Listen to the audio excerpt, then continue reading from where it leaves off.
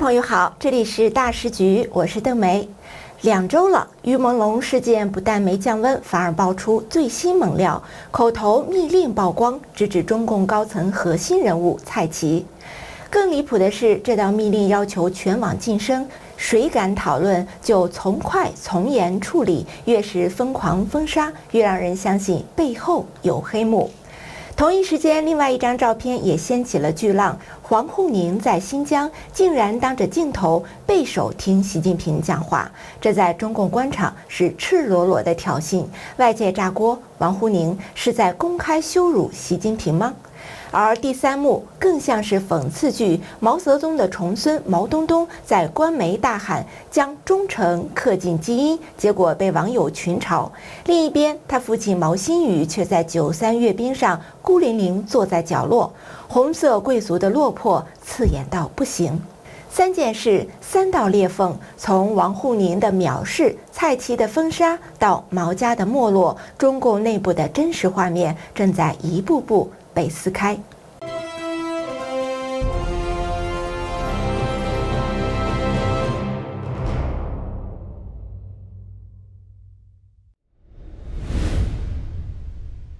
我们先来看第一件事，这可以说是最能够反映中共高层动向的蛛丝马迹。中共党魁习近平这几天去新疆考察，官媒发布了大量的照片和报道。原本是想营造一种领袖深入群众、大权在握的形象，但是没想到，眼尖的网友在其中几张照片里发现了一个极其诡异的细节。在第一张照片里，习近平正对着一群随行官员发表讲话，所有人都站得毕恭毕敬，双手或者是自然下垂，或者交叠在身前，这是下级面对上级最基本的姿态。但是只有一个人例外，那就是被称为3代国师，一向被视为习近平心腹的王沪宁。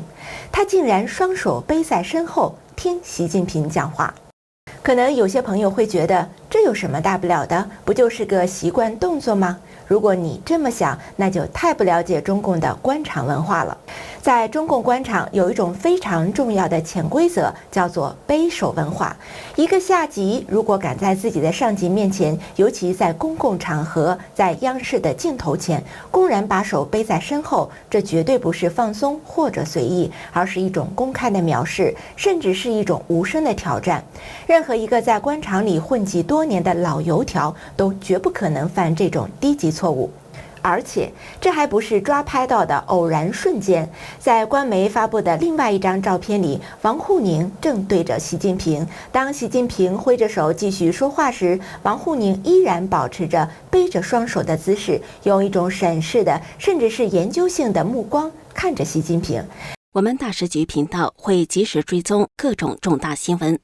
如果您想翻墙观看我们的节目，我推荐一款非常好用的 VPN。神盾 VPN， 我和我们团队的人觉得这是目前真正值得信赖的安全 VPN。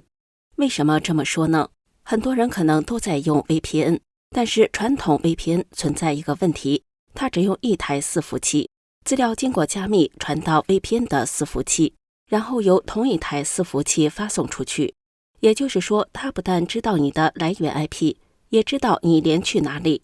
这意味着只要那台伺服器有风险，你的整条路径就会被看得一清二楚。而神盾 VPN 采用的是独家技术，双节点 P2P 加密架构，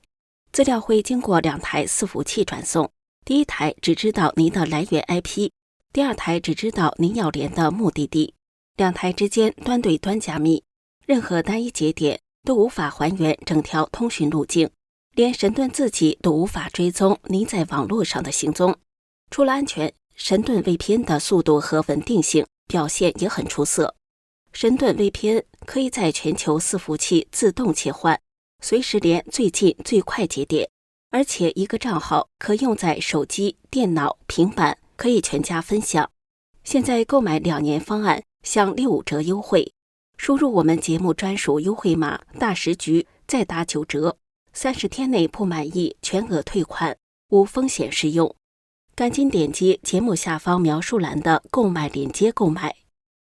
还有一张在另一个场馆的照片，他还是这个姿势，这就排除了偶然的可能性。我们对比一下王沪宁从前陪同习近平考察的照片，他的肢体动作都是非常规矩的。那这次为什么会如此反常？有分析就指出，唯一合理的解释就是习近平的权力可能已经被架空了，他现在更像一个在前台表演的演员。所以王沪宁这位曾经的大脑已经不把这个演员放在眼里了，这也让人联想到，早在今年5月就有传闻说，随着习近平权力逐渐流失，王沪宁已经悄悄跳船，开始为以前那中共领导人胡锦涛为首的团派要员汪洋、胡春华等人做事了。当然，这还只是一种分析，但是这种公开的肢体语言，无疑是王沪宁在公然藐视习近平的一个重要的证据。除了这个细节，近期习近平的一些标配动作也消失了，比如过去像世界生态圈大会、香山论坛这样的重要会议，他就算不亲自出席，也一定会发贺信来彰显自己的存在感。但是最近这2次，他都异常的沉默了，既没有出席，也没有发贺信。种种迹象都指向一个可能：习近平的权力正在退潮，他正在逐渐淡出一线。而党媒不经意间流露出的这些蛛丝马迹，或许才是我们看清中南海真实权力格局的钥匙。如果说高层的权力斗争还隔着一层纱，那么接下来这件事就让我们赤裸裸地看到了这个体制从上到下的腐败和黑暗。这就是引爆全网舆论的演员于朦胧离奇去世案。虽然案件发生至今已有2周，但网络上相关的爆料和讨论热度不减。爆料直指中南海权力核心人物、中办主任蔡奇的私生子。自媒体内参日前爆料，掌控宣传系统的蔡奇对于朦胧事件的舆论反应如临大敌，亲自下达了一道口头密令，要求从中央到地方全面封禁管控相关舆情。这道密令是怎么传达的呢？用的是疫情期间的那种内部口头通知的形式，不留任何书面痕迹。通知的核心内容包括：第一，不允许任何人在任何场合讨论可能影响社会稳定的话题；第二，特别点明不准讨论娱乐圈某位男士的坠亡事件是由某高官指示的，有意损害我党官员形象的谣言。第三，要求各级负责人管好自己单位的人，做到不参与、不讨论、不上网看热闹的3不保证。第四，威胁说，如果有人违反，必定严肃追究个人和负责人的责任，情况严重的，要用党纪国法从快、从严、从重处罚。爆料人表示，这是多么的荒唐，多么的做贼心虚的表现。本来很多人可能还半信半疑，蔡信这个通知一出来，等于是反向证实了网络上的传言并非是空穴来风。这简直就是在向全党全社会承认，我们就是要捂盖子，你们谁敢说话就收拾谁。关于涉案的蔡奇的私生子，网络上最初的传言是有一个叫辛奇的制片人，但是后来的爆料指出，蔡奇的私生子另有其人，就是当天饭局中出现的另外一个演员蔡以嘉。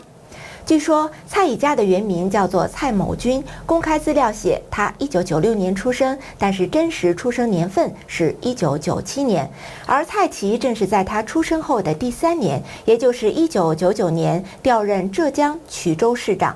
为什么年龄要改大1岁呢？爆料分析说，可能和当年的计划生育政策有关，也可能是私生子的户口不好报，后来能报的时候就没敢按真实年龄报。爆料还点名说，于朦胧的离世是蔡以嘉伙同辛某、宋某、范某琪等一共17个人共同下的手，最后制造了意外坠楼的假象。现在北京的警察对这个案子都讳莫如深，谁问都只敢说不知道。关系好一点的会私下告诉你，这个别问了，上面不让查，已经定性成非刑事案件了。上述爆料的真伪我们无法确定，但是中共封禁有关于朦胧事件的讨论却是现实的。不仅如此，还抓了几个所谓的造谣者。当局如此大动干戈，也侧面说明于朦胧案很可能涉及背后的中共权贵。中国网民为了规避审核，延续讨论，开发出多种语言系统、拼音缩写、谐音等等，同时也开发出用暗示、黑话替代正常语序、语句的语言方式。接力传播来源不明的消息，这些消息包括于朦胧独自对抗娱乐圈潜规则，他手上有权贵洗钱的证据，有官员之子参与迫害等等。同时，有一张疑似于朦胧母亲写的告冤书也在网上流传。于妈妈在信里说，她手里握有儿子出事前后的关键片段和所有知情人士的证词记录，足以证明儿子的离世绝非意外，而是一场蓄意的伤害。他心痛地说：“我的孩子曾经是那么的阳光善良，他不该带着冤屈离开，更不该让凶手用意外二字轻描淡写他的生命。”他还表示自己会对所说的每一句话负责，只求为儿子讨回公道。这件事已经不只是中国国内的八卦了 ，BBC 中文网、澳大利亚的《今日澳洲》、新加坡的《海峡时报》等许多国际主流媒体都进行了报道，把这个案件推上了全球的舆论场。有分析指出，北京当局显然低估了这件事引发的民怨的深度。于朦胧的形象、热心公益、正直清白，触动了无数中产和年轻人的痛点。在2025年经济下行、失业率高企的背景下，他的意外离世成了一个隐喻，让普通人感到了恐惧。下一个轮到的会不会是我？这个事件从娱乐圈的潜规则升级到了司法黑幕和权贵保护伞的集体控诉，它让雷洋案、铁链女的记忆再次被唤醒，正在严重侵蚀习近平政权的合法性。可以说，于朦胧案像是一面镜子，映照了一个帝国在信息时代的摇摇欲坠。说到这里，我也想问问大家，面对这样系统性的压制和谎言，普通人除了愤怒还能做些什么呢？欢迎大家在留言区分享您的看法。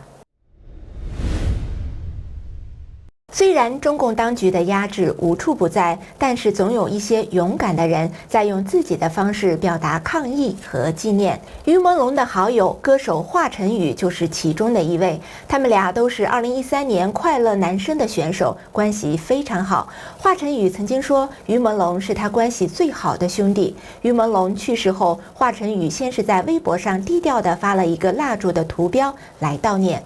更让人动容的是，华晨宇在9月20号的佛山音乐节上的表演，他当时演唱了一首自己的歌，叫《好想我回来啊》。在他演唱的时候，背后的大荧幕上出现了非常特别的背景设计，一个白色的人形在坠落，破碎的玻璃装着散落时钟的沙漏。这些意象看懂的粉丝都泪崩了。有网友留言说，看到那个手出现，把坠落的人直接接住，直接泪崩。他应该是想伸手抓住当时的于朦胧。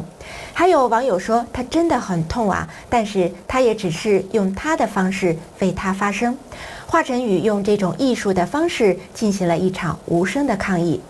除了他，香港歌坛大姐大72岁的珍妮也公开发声炮轰。她在脸书上写下“荒谬时代自取灭亡”，痛斥大陆娱乐圈就像是鱿鱼游戏的真人版，资方最恶毒，出钱玩死你。她还说，大陆不办就是没天理，国际大笑话，直指这就像一场合伙谋害一个不服从的孩子们的鸿门宴。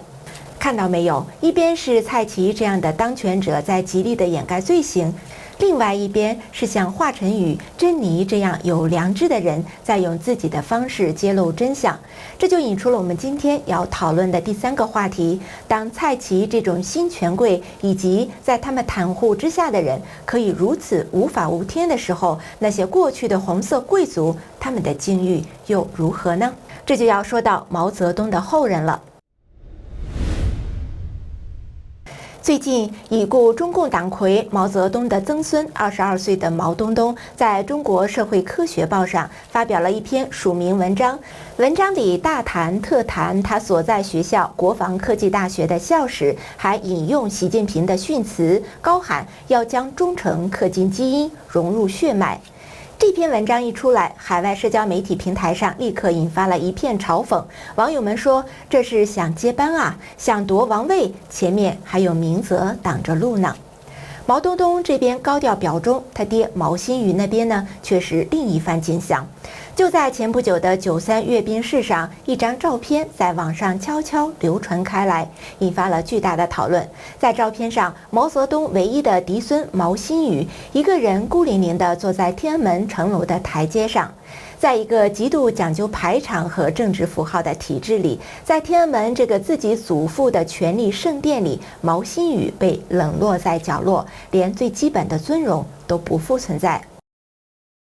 这个画面的象征意义可以说是意味深长，它就像是一篇不需要文字的檄文，宣告了一个时代的终结。当然，后来也有其他的照片流出，显示毛新宇和他的家人，包括穿着军装的儿子毛东东，都一起出席了观礼。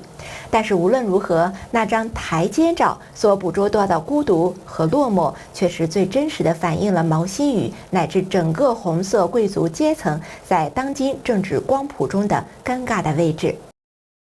好了，观众朋友们，今天我们从王沪宁一个藐视性的身体语言，看到了中南海高层可能的权力裂痕；从于朦胧案背后蔡奇的疯狂风口，看到了这个体制从根本上的腐烂和对人民的恐惧；最后，从毛家后人的一个表忠，一个坐冷板凳的强烈对比，看到了旧的红色贵族阶层正在被系统性的边缘化。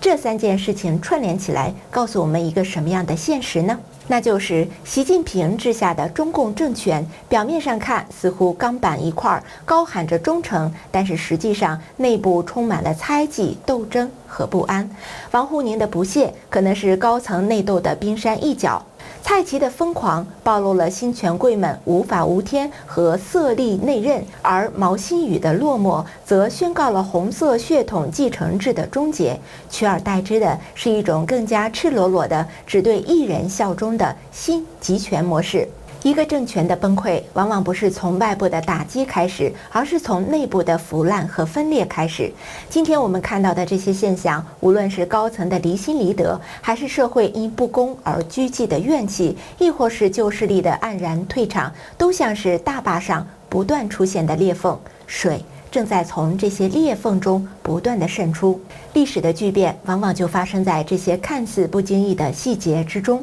我们正在见证的或许就是一个时代的终结。观众朋友，您对今天谈到的这3件事有什么样的看法呢？您认为哪件事对中共的冲击是最大的呢？是高层的分裂，还是民间的怒火？欢迎在下面留言分享您的观点。这里是大时局，感谢您的陪伴和思考，请订阅、分享并打开小铃铛，一起在动荡中坚守真相，在黑暗中点燃希望。我是邓梅，我们下次节目再见。